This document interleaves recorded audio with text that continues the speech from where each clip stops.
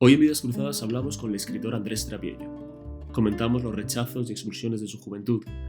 Hablamos de su militancia en grupos de extrema izquierda. Hablamos de su agradecimiento a quienes sí votaron la Constitución. Hablamos de la movida madrileña, de la Corona, de Pedro Sánchez y Mariano Rajoy, y de la dificultad de explicar las complejidades de nuestra guerra civil. Con ustedes, Andrés Trapiello. Andrés Trapiello, bienvenido. Tú tienes mucha cara de bueno, pero a ti te han expulsado de muchos sitios, por lo que he visto. Siempre me han expulsado de todos los sitios y agradezco muchísimo que tomaran por mí ese tipo de decisiones que a veces eran duras. Yo lo agradezco mucho. Sí. Primero te expulsaron los dominicos. Sí. Y esto, cuéntanos un poco esto, ¿cómo fue? Bueno, en León, mi familia, que éramos muchos, como digo, bueno, nos mandaron a un colegio que era un colegio, entonces se llamaba apostólico, pues que era como de frailes, que iban para frailes, o sea, como de curas, pero de frailes. Pero bueno, eso era una cosa mecánica, porque empezaban muchos chicos en ese colegio y se iban rebajando a la medida del tiempo mucho. Entonces, cuando llegó, tú empezabas con 10 años, yo a los 10 años sí quería ser fraile, a los 10 años no me duró mucho, pero yo a los 10 años quería ser santo, quería ser mártir, quería ser todo digamos, el combo, ese conjunto, lo quería ser. Pero bueno, ya a los 17 años esto ya no estaba tan claro, ¿no? Y entonces a los 17 años, por inercia, estuve 3 meses en un convento y ahí sí me echaron. Ahí ya, porque iba además con mi amigo íntimo que ya había dejado de creer en Dios. Y dices, bueno, ¿cómo se hizo novicio no creyendo en Dios? Bueno, pues estas cosas de los muchachos que les cuesta tomar decisiones, y esa es una decisión que a mí me ayudó mucho. O sea, es verdad que la tomé yo, esa la tomé yo. Yo quería irme y recuerdo que el maestro de novicios me dijo, te vas ahora, te vas inmediatamente, y yo dije, no, voy a esperar 2 días que me convenga y me iré. Pero bueno, hubo algo decidido para que me fuera cuanto antes. Y a partir de ahí fueron todas expulsiones. ¿Luego de casa? Estuve 3 meses en mi casa después de esta expulsión primera y allí me volvieron a echar. Me vine a Madrid y aquí también me volvió a echar mi novia, o sea, porque rompiendo, yo había venido aquí a Madrid a vivir el amor de mi vida, y el amor de mi vida duró como 5 semanas, 6 semanas, y a la 7ª esto se acabó, y entonces para mí fue un drama, ¿eh? Realmente, en este caso, la expulsión de lo que yo imaginaba que iba a ser el amor de mi vida, lo llevé mal. Me fui a Valladolid a estudiar la carrera y allí también nos echaron. Primero nos echó el Ministerio de Educación cerrando la universidad. Yo ya estaba, en fin, yo esos 4 años ya militaba en partidos antifranquistas y en la clandestinidad y en organizaciones, sobre todo organizaciones universitarias de esas que no servían absolutamente para nada, y bueno, pero sí muy comprometidos con eso, y ahí nos echaron primero de la universidad y luego a mí me echaron del trabajo que tenía y me vine a Madrid. Y en Madrid estuve también 2 años en una revista de arte trabajando de negro, y a los 2 años también me echaron. Entonces, y entré en televisión y también me echaron. Y ya te habían echado los maoístas de esto, ¿no? Y sí, bueno, esos también te habían echado. Esos, ¿no? En Valladolid me echaron, ahí me echaron con una doble razón que era simpática. Me echaron por maricón y por drogadicto y por revisionista. Y lo curioso es que algunas de estas cosas eran verdad. Y entonces no pude decir mucho ni defenderme mucho. Pero esas son las razones por las que me echaron a mí y a otros 3 o 4. Que lo de drogadicto, bueno, era un eufemismo, ¿no? Porque era lo de fumar porros, lo de maricón no sé a qué se referían, y lo de revisionista tampoco, porque era un momento en el que todo el mundo andaba con una enorme berza política y mental, ¿no? De hecho, el partido que me echó, que era el Partido Comunista de España Internacional, era un partido enormemente combativo, maoísta, estalinista, y que se oponía a la plataforma democrática que había promovido el PC, ¿no? El Partido Comunista Ortodoxo. Hasta que de la noche a la mañana pues, decidieron entrar. O sea, quiero decir que ellos eran mucho más revisionistas que nosotros, ¿no? Ese Madrid sórdido, en términos políticos que escribías en los años 70, tiene, digamos, una correspondencia a la sordidez del Madrid de los años 80, donde no te jugabas que el peligro no era la policía, sino la delincuencia, la droga. No, bueno, el término la movida viene de mover droga. De mover droga, sí, ¿no? Sí. Y tu propio barrio, ¿no? que lo hablamos una vez, cómo ha cambiado de aquel Madrid sincero. Tú ves, porque hay gente que todavía ve con nostalgia esas transformaciones de lo sórdido y cutre a lo bonito y cosmopolita, ¿no? que es lo que le ha sucedido a Madrid y a muchos barrios de Madrid. ¿Tú cómo vives esos cambios que dan las ciudades, las oscilaciones, los bares que desaparecen? Tiene que ver con el dinero. Es decir, en Madrid, cuando no era una ciudad, Madrid estuvo sin pintarse durante 60 años o 70 años, ¿no? Entonces, Madrid era una ciudad gris, una ciudad bastante triste, muy sucia, pero muy sucia porque las fachadas se venían abajo, ¿no? Entonces, era una ciudad muy desatendida y muy pobre. Pero en cuanto empezó a haber dinero de la Comunidad Económica Europea, empezaron a venir los tributos, es decir, donde la gente tenía que tributar a Hacienda, donde había impuestos, etc. Y Madrid empezó a lavarse la cara. Madrid realmente cambió de aspecto. Al mismo tiempo, digamos, la civilicidad de las personas, es decir, y la educación, cuando empezaron a comprender que a lo mejor la heroína no estaba tan bien, y que, en fin, a lo mejor morir en un tugurio no era bonito ni prestigiaba mucho, entonces la gente dejó la droga aparte y dejó la droga sobre todo a los sitios más marginados. Es decir, que hubo un momento en que es verdad que en Madrid hubo una especie de promiscuidad.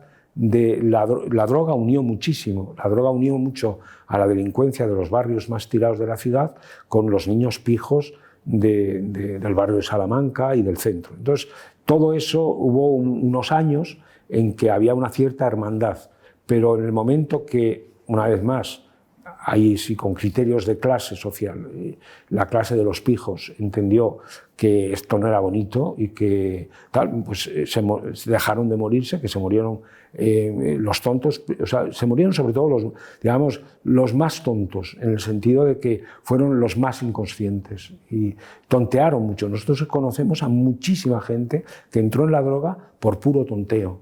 Yo recuerdo una persona a la que yo quería muchísimo, que trabajaba conmigo, era un tipo estupendo, con un talento bárbaro, mayor que yo, y un día me dijo, me voy, pues que me están esperando, me voy a meter un pico. Era el primer pico, digo, pero tú te estás metiendo esa mierda. Dices, uy, no, pero es que me da mucho asco porque me sale, la sangre me da, pero me pongo el brazo y me pincha. Entonces, esa frivolidad le llevó al SIDA y le llevó a la muerte, a contagiar a su mujer, a contagiar a los amigos. Es decir, eso se acabó en un momento determinado.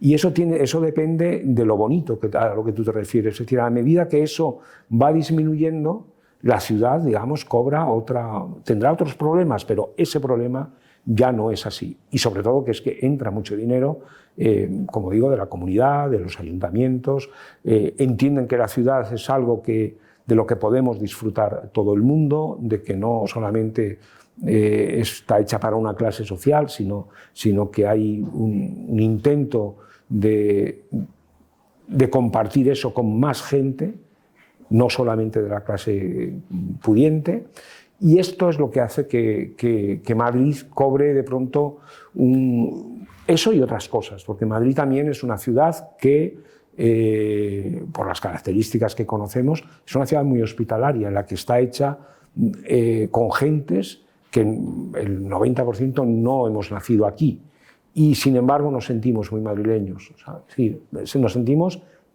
propietarios de esta ciudad, es decir, porque la hemos hecho, porque nos hemos dejado la vida aquí y tenemos derecho a esto.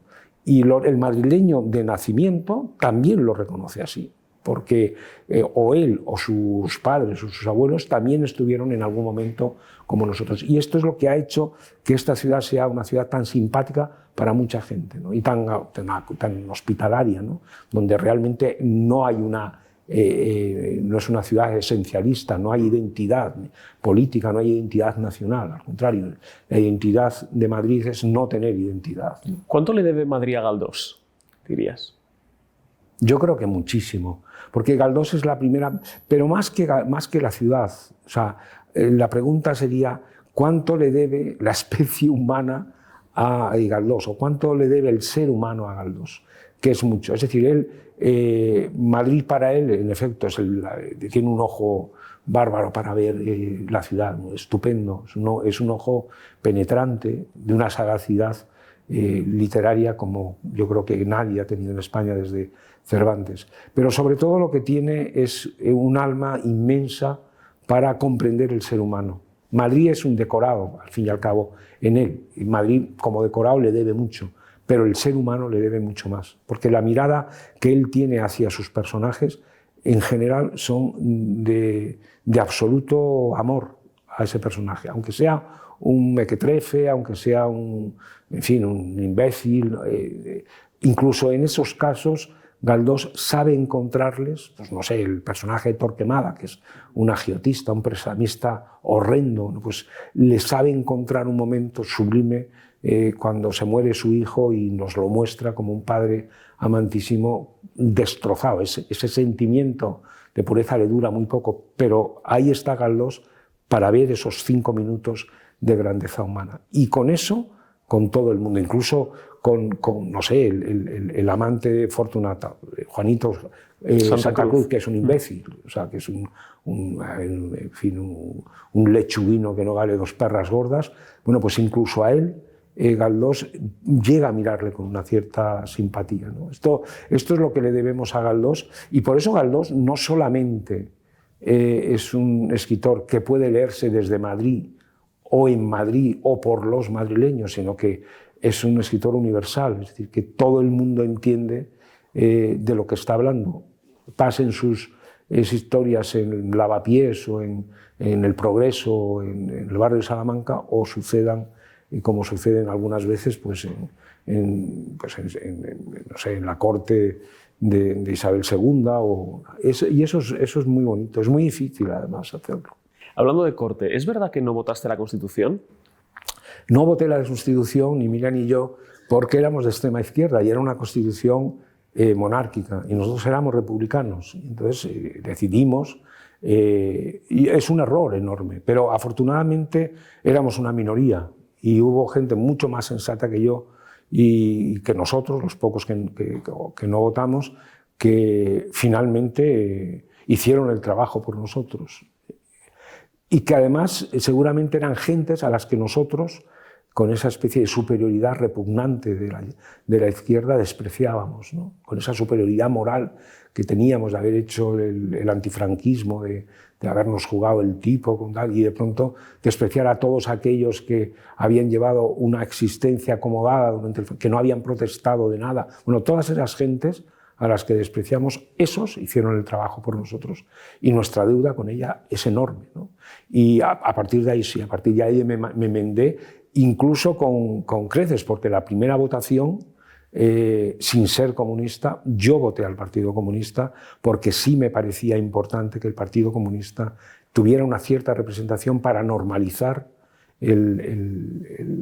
digamos, la vida democrática española. Fue la primera y la última vez. A partir de ahí me aboné al Partido Socialista durante 25 años y me costó mucho dejarlo también. Como fue tu heroína, ¿no? Sí, esa es la sí. que te costó salir. ¿Y qué te parece ahora la monarquía? ¿Cómo ves la institución de su salud? Sí, vamos a ver, racionalmente no hay nadie que no pueda ser republicano. Es decir, es que desde un punto de vista racional, el único régimen posible racionalmente es el republicano. Ahora bien, el republicanismo, lo que representa, puede estar representado, o sea, puede estar hecho, puede estar activado, ¿no?, por un sistema no democrático, es decir, hay muchas monarquías que no son democráticas y muchas repúblicas que tampoco lo son. Y luego, en esta especie de complejidad de la realidad, hay algunas monarquías que son más republicanas que la inmensa mayoría de las repúblicas que conocemos. Este es el caso de lo que sucede en España. En España tenemos un régimen que llamamos monarquía parlamentaria, justamente porque hay un parlamento con una constitución y que el rey defiende esa constitución por encima de todo, incluso cuando hay políticos que por las razones que sean no la tratan de defender como debieran. El caso de Felipe VI en el famoso discurso del 8 de octubre, del 3 de octubre del año de Marras del 17, ¿no? Es decir, él salió a dar la cara por la Constitución cuando ni siquiera lo había hecho de una manera clara, terminante, el propio presidente de gobierno, ni los partidos de la oposición. Y por eso los independentistas reaccionaron de esta manera digamos, tan histérica. O sea, y la izquierda exactamente lo mismo, porque les parecía que el rey estaba usurpando, es una cosa increíble, el papel de defensor de la Constitución que ellos no estaban haciendo. Por tanto, el rey les estaba dejando, como suele decirse, con todo al aire. Y entonces eso es lo que es la Constitución en España y quien la representa en este momento. Y los valores republicanos están hoy mejor defendidos con la monarquía que en toda la izquierda y, por supuesto, en todo el independentismo y el nacionalismo. Los valores republicanos son los de igualdad, libertad y fraternidad. Estos tres valores, que son valores republicanos e ilustrados. Y la ilustración es hoy monárquica en España. Que a mí, esto lo vieron bien los socialistas en los años 20. Pablo Iglesias, cuando se plantea, cuando se plantea dónde va a estar el Partido Socialista, si con el rey, con la dictadura de Primo de Rivera o no, bueno, dijeron, nosotros estamos en lo que ayude a la clase obrera a estar mejor. Y de hecho, durante toda la dictadura de Primo de Rivera, la colaboración de la dictadura con el Partido Socialista y con la UGT fue enorme y consiguió, en el caso de Madrid, buena parte de las colonias obreras que se hicieron en ese momento alrededor de Madrid, por una colaboración entre el régimen de la dictadura y las propias centrales sindicales. Bueno, esto es lo que es la política y en este momento, bueno, con el rey hay que estar, digamos, agradecidísimos, porque realmente, igual que hubo en mi vida gentes que hicieron por nosotros el trabajo de aprovechar y de aprobar y de defender la Constitución, en este momento tenemos un rey que está haciendo el trabajo en muchas ocasiones que deberían haber hecho los políticos y no lo hicieron. Y por eso la gratitud es enorme, claro. Ese silencio de Rajoy al que te has referido que llenó el rey en defensa del orden constitucional y de la legalidad constitucional, es quizá es una de las cosas que más definen a Rajoy como político, ¿no? Y ha habido cierto revuelo ahora en el último congreso del PP por esa suerte de vuelta del rajoyismo, de una moderación malentendida. ¿Cuál es tu valoración de Rajoy como político? Bueno, a mí me parece que es un hombre impotable completamente. Es un hombre mentiroso, es un hombre que se pondera su moderación, pero su moderación era su inacción. Es decir, todo nos llevó exactamente al borde del precipicio. Pero no porque Rajoy fuera una fábrica de independentistas, porque eso fue... los únicos que saben hacer independentistas bien son los independentistas, sino porque no les detuvo a tiempo. Fue un hombre que en 21 ocasiones dijo que el primer referéndum, el que hizo más, no se iba a celebrar, y se celebró. Y cuando en el segundo le costó Dios y ayuda, bueno, primero que los servicios secretos no dieran con las urnas, que las fuerzas de seguridad no impidieran la convocatoria. O sea, todo eso es un disparate. O sea, y bueno, y políticamente es un hombre que pudo haber parado todo lo que vino después, habiendo dimitido a tiempo. O sea, todo eso de que se ausenta y se va a una taberna a emborracharse mientras lo están destituyendo, es que esto no sale ni en la Corte de los Milagros de Valle Inclán. Es un personaje de Valle Inclán. Es un personaje, a mí me parece... Además gallego, de Pontevedra. Sí, es un personaje que, de haber dimitido, como debería haber hecho en un momento determinado, la Constitución, la democracia española tenía mecanismos de sucesión mucho más tranquilos que lo que supuso la moción de censura y todo lo que hemos visto después. Es decir, toda esa especie de contubernio madrileño con independentistas, con bildutarras, con extrema izquierda y bueno, el famoso Frankenstein. Esto lo hubiera podido evitar Rajoy y no lo evitó. ¿Por qué? Por puro egoísmo, probablemente porque pensaba que si dimitía asumía un cierto grado de culpa. Y es gente de una soberbia absoluta. Lo que me sorprende es que vuelva y nadie le reclame nada. Es decir, bueno, este señor es que no debería volver a ninguna parte. O sea, si se fue él se fue. O sea, es decir, bueno, pues pues que no vuelva. ¿Qué virtudes le reconoces a Pedro Sánchez como político? Que es alto, ¿no? Es que no se me ocurre otra. No sé. Es que no sé. Bueno, sabemos que es un hombre con determinación y arrojo. Bueno, algo que no sé, puede ser utilizado para el bien o para el mal. En política no es cómo se empieza, sino cómo se termina. Es decir, y no sabemos cómo va a terminar este hombre. Bueno, es un hombre que sí sabemos que no tiene absolutamente ningún escrúpulo.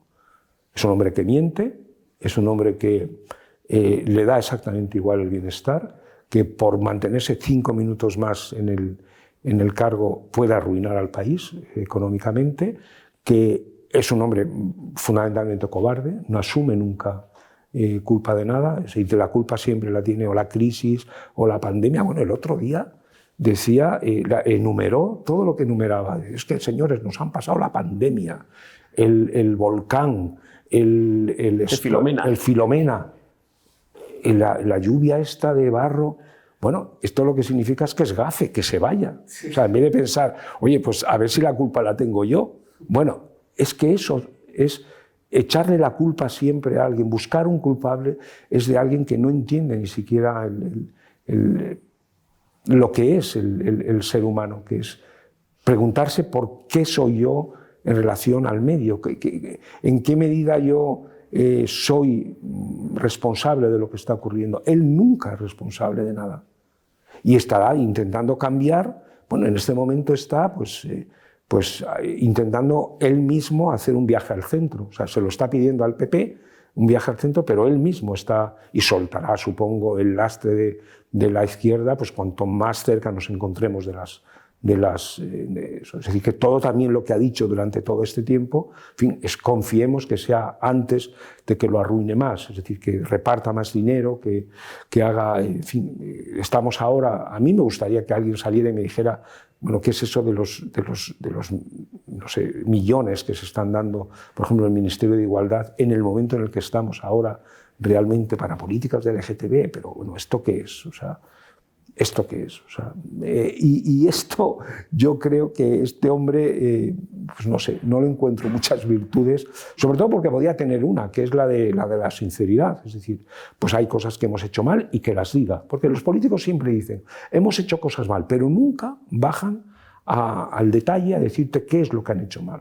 Con lo cual, al final, una vez más, parece que los únicos que han hecho cosas mal son aquellos a los que ellos, pormenorizadamente, les recuerdan todo lo que han hecho mal. Ellos nunca han hecho nada mal.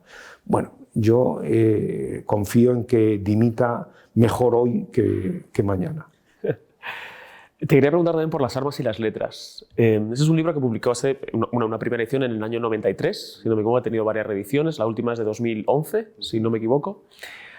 Y es un libro que ha tenido mucho eco, pero que también fue recibido con cierta reticencia, ¿no? por ciertos sectores. La primera pregunta que te quería hacer es, si pudieras grabarle a la población española 2 o 3 ideas sobre la guerra civil que tú crees que son fundamentales y que no terminan de arraigar por cualquier motivo, ¿cuáles serían? ¿Cuáles son las lecciones todavía no aprendidas de nuestra guerra civil? Pues yo creo que la más importante de las lecciones es aquella guerra era una guerra que dividió ficticiamente España en 2 mitades, porque la inmensa mayoría no eran de esa mitad que les correspondió, que esas 2 minorías de extrema izquierda y de extrema derecha estaban decididas a la guerra por encima de todo, convencidas y confiadas en ganarla, porque cada una tenía su modelo en la Unión Soviética o en Alemania y en Italia, y por tanto sabían que si hacían la revolución podían ganar y ganar mucho. Y en tercer lugar, que las cosas no son blancas o negras, sino que hay unas enormes zonas de grises donde se explican bien. Y dicho esto, la última, personal, que, en fin, que es un poco la que adoptó pues, gente como Chávez Nogales, ¿no? Yo estoy con el gobierno de la República hasta el 18 de julio. Es decir, por tanto, en contra del golpe de Estado de Franco. Pero a partir del 18 de julio ya no sé con quién estoy, porque la República no está. La República desaparece el 18 de julio. Y entonces lo que hay es una especie de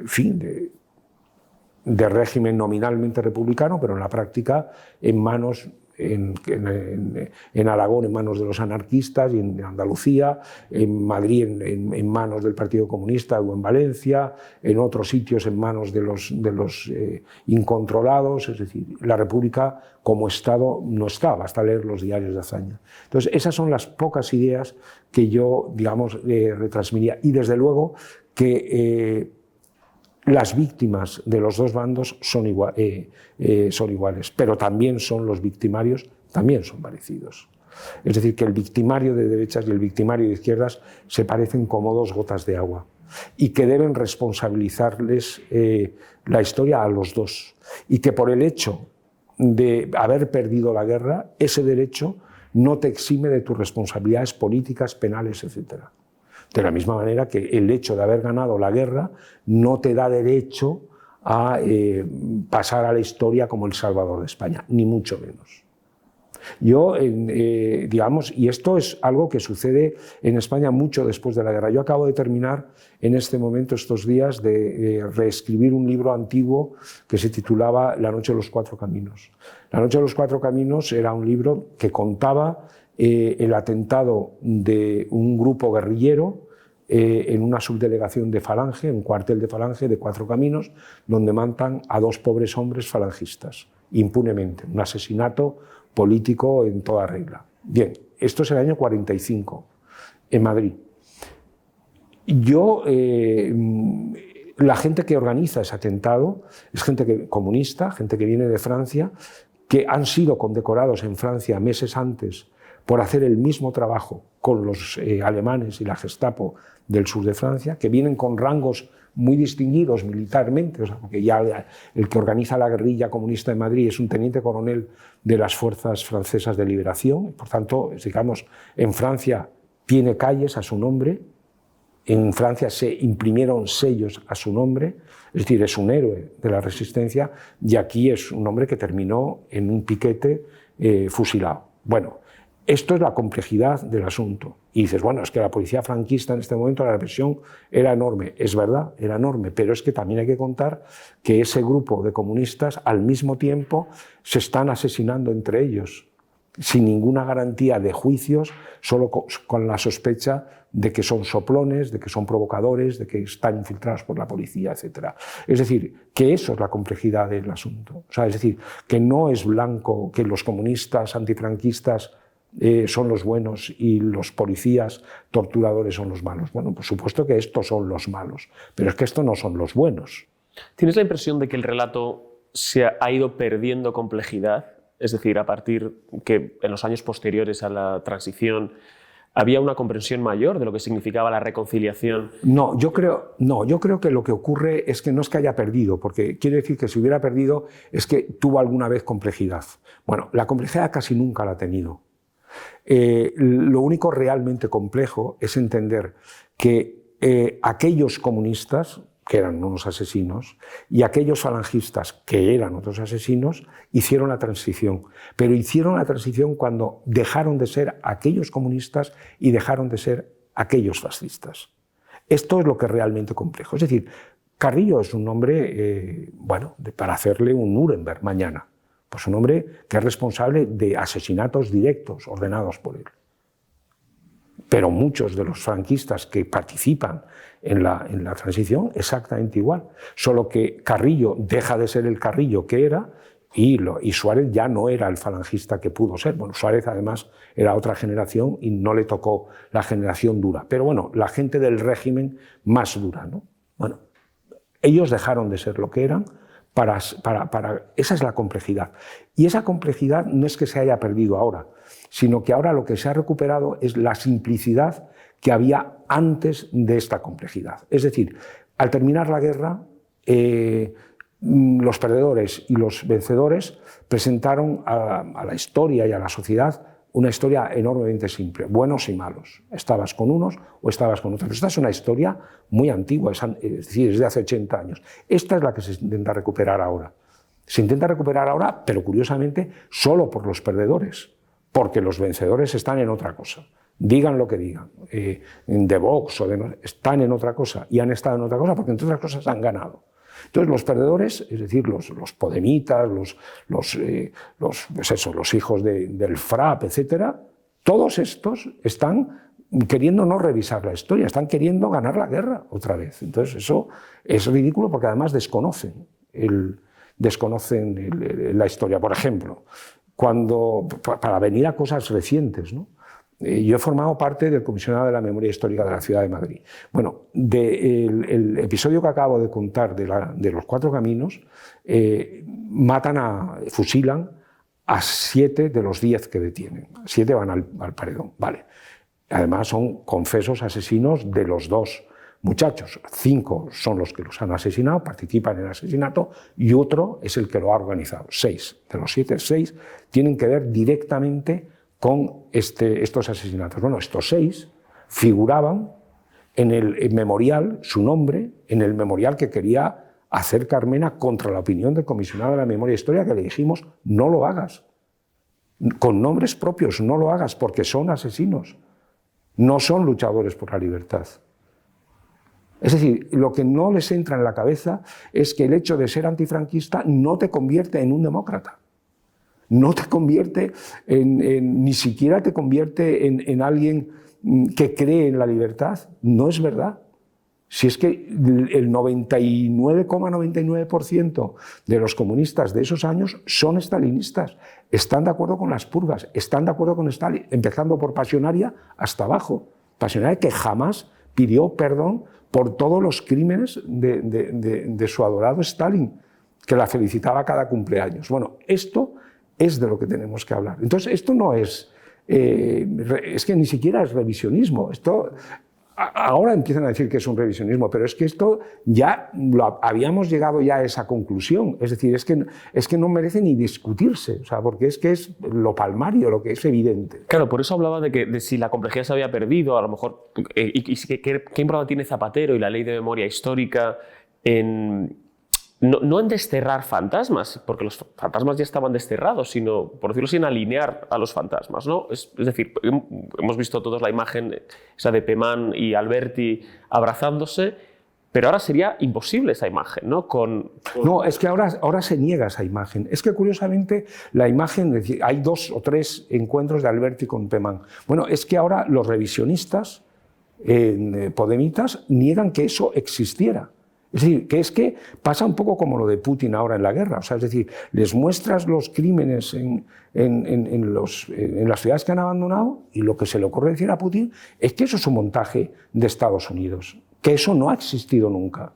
Bueno, pues con lo de la guerra civil ocurre lo mismo. Es decir, tú les presentas el hecho de que esos 6 asesinos de 4 caminos son asesinos y no pueden estar en un monumento y dicen, no, tienen que estar. ¿Por qué? Porque son víctimas del franquismo. Bueno, sí, son víctimas del franquismo, pero es que a su vez eran victimarios. O sea, si la complejidad de lo de la guerra civil en España es que muchos fueron víctimas del franquismo, por supuesto, pero es que a su vez eran victimarios y al revés. Muchos de los victimarios franquistas habían sido víctimas antes. Y vamos a justificar al señor que tortura en el año 42 el hecho de que a su padre lo hubieran paseado, no sé, el juez Eymar, ¿no? Que es un hombre que estuvo al frente, pues no sé, de 140.000 procedimientos sumarios contra los comunistas, en fin, en una de los delirios más grandes judiciales que ha tenido este país. Bueno, había perdido un hijo en Paracuellos. Bueno, eso justifica toda la besania judicial que le trastornó. Pues no. O sea, es decir, de eso estamos hablando. Entonces, eso es una cosa bastante sencilla de entender. Y lo que no se entiende es que haya gente que no lo comprende. Yo creo que no lo comprenden porque no quieren leer, o sea, no quieren saber lo que pasó, ni en Madrid ni en España. O sea, no están dispuestos o sea, y por eso, digamos, la irracionalidad la están llevando a unos extremos casi cómicos. Yo en Sevilla creo que hay una cátedra en este momento, creo no, en fin, lo he visto, una cátedra en la universidad que está intentando orquestar una operación para desmontar a Chávez Nogales. porque tampoco no les encajan los no moldes. les encaja, no. Pero además con unos argumentos tremendos, porque dice, no, es que Chávez Nogales escribió algunos de los editoriales más sanguinarios del periódico que él dirigía durante los primeros meses de la guerra, que era Ahora, que están sin firmar. Por tanto, bueno, ellos han deducido que son de Chávez Nogales, pero es que lo que es más ridículo es que ellos están de acuerdo, estos podemitas están de acuerdo con los editoriales sanguinarios, y entonces lo que les molesta es que los haya escrito Chávez Nogales, que atribuyan a Chávez Nogales, y que quieran descalificar a Chávez Nogales por haber escrito algo que ellos hubieran firmado. Bueno, es que llega un momento en que de verdad te vuelves loco, ¿sabes? Porque es la sensación de que ves que quieren jugar con 7 barajas al mismo tiempo, ¿no? Entonces, bueno, las armas y las letras supuso esto, es decir, que lo que, digamos, a mi modo de ver, lo que ocurrió ahí, con ese libro fue, por parte de la izquierda sobre todo, se reviraron un poco, porque hasta ese momento la izquierda había perdido la guerra, pero más o menos lo que llaman ahora el relato lo había ganado desde el primer momento. Sí, es lo que dices, que habían ganado la historia de la literatura. Habían ¿no? ganado la historia de la literatura, habían ganado incluso la historia de la razón. Nosotros nos rebelamos contra el disparate de la guerra civil, de los golpistas, etc. Bueno, finalmente, ¿qué ocurrió? O sea, ocurrió que el libro venía a demostrar que no habían ganado la guerra, pero que es que el relato de lo que habían contado era mentira. No era así. Es decir, y que el comportamiento de la mayor parte de sus intelectuales, escritores, era un comportamiento deplorable, empezando por Rafael Alberti y siguiendo pues, hasta el último. Entonces, eso en el caso de la izquierda y en el caso de la derecha, por supuesto. Pero como los escritores intelectuales de la derecha ya estaban denostados por el propio relato de izquierdas, eso no lo valoraron, pero que de pronto personas que estaban blindadas por el exilio, o sea, pensaban que con el exilio ya habían suficientemente pagado su responsabilidad en la guerra, que Lister, por el hecho de ser perdedor, pues era un hombre que era un héroe. No, mira, Lister era un asesino. O sea, había perdido la guerra y se comió los 40 años de exilio, como mucha gente, como pasionaria. O sea, pero eso no quiere decir que, en fin, que fueran personas ni mucho menos honorables, ¿no? Y los escritores exactamente igual. Y eso quizás es lo que en un principio, durante 10 años, o sea, el libro se publicó en el año 93, 94, digamos que hasta el año 2005, 2006, 2010,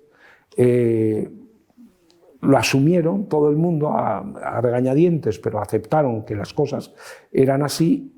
Yo saqué la siguiente edición aportando muchísimas más pruebas a todo esto de todo esto que estoy diciendo. El libro creció como un 40% de información gráfica, información textual, etcétera, de fuentes.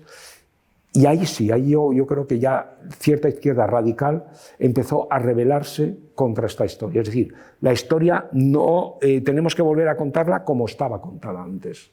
Vamos a contarla de la misma manera. Es decir, esto no nos convence. Pero esa guerra ya la han perdido. La han perdido porque en todo este trayecto se han incorporado a la narración de la gente muy potente con historias que son irrebatibles. O sea, porque tú puedes, en fin, rebatir si quieres o cancelar a Chávez Nogales en Sevilla, vale, pues, para ti, la perra gorda.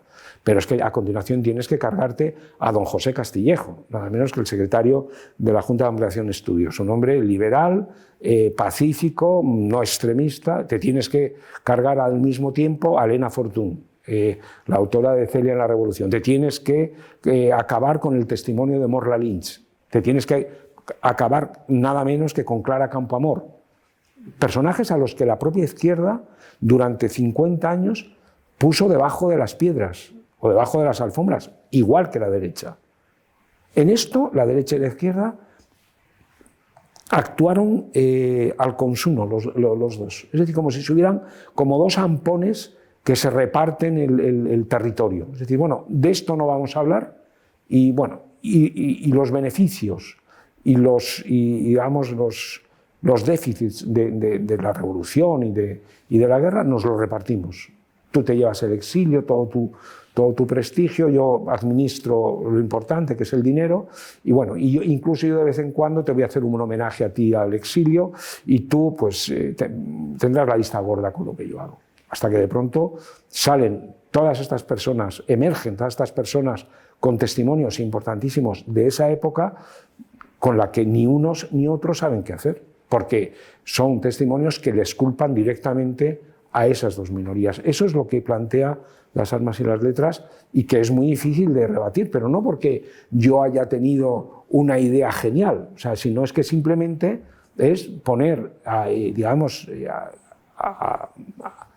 no sé, delante de la gente obras, y por eso, a mi modo de ver, creo que el éxito de Chávez Nogales no es un mérito mío, ni muchísimo menos, o de las personas que lo leímos en primera instancia, ¿no? Sino que es un éxito del propio Chávez Nogales, que la gente, cuando lo lee, pues le convence y dice, oye, pues es que esto está es lo más razonable. Es lo más razonable de lo que pasó, ¿no? Y de Clara Campoamor ni te quiero contar, o lo de Morla, o de mucha gente, sí. Y bueno, para terminar, nos hemos pasado tiempo, no nos ha dado tiempo a mencionar nada de los diarios, así que te invito a volver. Pero es que claro, son 23 volúmenes, no nos va a dar tiempo. Lo último que te quería preguntar es sobre el homenaje a Gil de Viedma. Tú te manifestaste públicamente contra que se le hiciera un homenaje público, que esto es muy distinto a cancelarlo como poeta. Y quería ver un poco si nos podías explicar un poco cuál es tu punto de análisis en este sentido. Bueno, mi punto de análisis con esto, a mí lo primero que me extraña muchísimo es casi la unanimidad en la clase literaria española apoyando este asunto. Es decir, seguramente cuando se trata de una persona que no es del medio, que no es de la capilla literaria, pues dirían, pues nada, pues que lo echen a los perros, que lo lapiden. Bueno, para mí es bien sencillo. Es un pederasta que asume que es un pederasta, que además más o menos está, si no orgulloso, poco arrepentido de ser un pederasta, y que se muere y deja ese testimonio, se edita y ya está. Ya. Ningún problema. Es decir, es un hombre pues, al que yo probablemente, en fin, no solamente no entiendo, es que me repugna. O sea, es decir, un señor que se acuesta por dinero con un niño, pues no quiero tener que ver con él absolutamente nada. Así sea Homero, que no lo es. Digamos, la perplejidad viene cuando es la propia administración que una semana antes ha cancelado a Plácido Domingo por unas acusaciones que ni siquiera están probadas, que no son de pederastias además, porque son en principio relaciones consentidas, pero digamos abusadas en el sentido de que un hombre, pero valiéndose de su poder o de su posición, hace, en fin, de una manera ventajista, consigue tal, es decir, una cosa bastante más compleja. A este se le cancela y al otro, que insisto, presume, o si no presume, arrepentido desde luego no está, que jamás pidió perdón a las víctimas, que incluso probablemente esto lo haya dejado como, en fin, una especie de decoración intelectual para adornarse su biografía, como pudo haber hecho en otro tiempo un romántico como Byron, etc. Es decir, que alguien así, de una manera voluntaria, exhiba todo esto y que el Estado, con dinero público, apoye esto, como mínimo, me parece rarísimo. O sea, yo pienso que si el Estado habría hecho lo mismo con alguien que hubiera sido no Gil de Viedma, sino que hubiera sido pues, Perico de los Palotes, un cura, por ejemplo. Bueno, los curas están todo el día en el asunto. ¿Por qué no se les va a un cura poeta que además es pederasta? ¿Lo hubieran hecho con un cura poeta pederasta? No lo creo. No. No lo creo. Entonces, eso, digamos, está fuera ya, para mí, de toda duda. Lo que me deja todavía mucho más descolocado es la alineación de decenas de personas a favor de que esto se produzca. Esto tiene que ver únicamente con quienes promueven ese homenaje, es decir, que es el Estado. Sí, esto está promovido por un Estado socialista, además hay que decirlo, es un Estado socialista el que lo promueve. Pero a mí me parece raro esto, que sea un partido socialista quien promueve esto, desde un Estado, desde un gobierno socialista. Pero todavía me parece más escandaloso que desde la oposición nadie lo haya denunciado tampoco. Y entonces nos hemos quedado pues 3 locos, o sea, pues no sé, Félix Ovejero, Miriam, yo y poco más, o sea, y todo el mundo cortando pelos en 3 en esto. No, pero es que no lo publicó él, lo publicó el Albacea, no, pero es que realmente no dice ahí si está arrepentido, no dice, no presume de ello, sino que lo dice de una manera, bueno, estos son, no sé, excusas de mal pagador. O sea, es decir, yo lo que entiendo es que esto es así, que le quieran hacer un homenaje en su casa, sus partidarios, ningún problema. O sea, prohibir las obras de Gil de Viedma, de ninguna manera, que circulen, que se lean. Ahora, con dinero del Estado, ¿por qué? Sobre todo, como dices, en un tiempo en el que no hay una redención, ¿no?, de cosas mucho menores. Bueno, sobre todo porque no vivimos en un tiempo omnicomprensivo. No, está la gente midiendo estas cosas con una micra, o sea, por micras, y todo el mundo sabe perfectamente. Y esto, que es una cosa, en fin, de brocha gorda, o sea, de lo que no había ni que discutir, bueno, se hace adelante. Pues ¿por qué? Por amiguismo. Porque Gil de Viedma fue en su día compañero de viaje, es decir, filocomunista, porque es un señorito, porque es un cínico, porque es un tío rico, porque es un hombre de clase social alta, o sea, todos esos argumentos, porque es simpático, porque es inteligente, porque tiene algunos poemas que a algunas personas les parecen estupendos. O sea, yo comprendo todo ese tipo de razones, pero esas razones no le tienen que llevar a que el Estado le favorezca. Es decir, que sobre todo teniendo en cuenta que es que la misma semana que le organiza esta ceremonia de reivindicación, la misma semana el Estado concede la nacionalidad a un chico abusado por un pederasta exactamente igual que Gil de Viedma. Entonces dices, hombre, no puedes poner una vela a Dios y otra al diablo, es decir, no puedes tener 2 varas de medir. O sea, es decir, homenajeas en un acto al pederasta y en otro al abusado. Bueno, esto es un poco lo que resultaba extraño, y lo que más extraño que yo me he quedado, pero bueno, yo esto lo vengo diciendo desde hace 25 años, desde que se publicó el diario de Gil de Viedma, fue el primero que lo dije. Digo, bueno, ¿esto qué es? Sobre todo que la clase social, la clase literaria española, que es una clase normalmente donde hay muchos cobardes, o sea, que todo el mundo se ha hecho sus cálculos y todo el mundo sabe muy bien que esto pues le traerá más problemas y más enemigos que amigos. Pero bueno, si a mi edad no puedo decir estas cosas... Es el momento de echarse enemigos. Bueno, yo tengo algunos enemigos, supongo, no quiero presumir tampoco mucho de esto, pero sobre todo lo que tengo es muchos buenos amigos. Bueno, y hablando de buenos amigos, para terminar, ¿a quién te gustaría que invitáramos aquí, a pasar por aquí? Bueno, pues para que os salga barato alguien de Madrid, que se coja el metro, que se coja el autobús, no sé.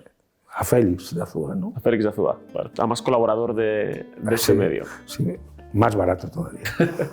Muy bien, tomamos nota. Muchas gracias, Andrés. Gracias a ti, David.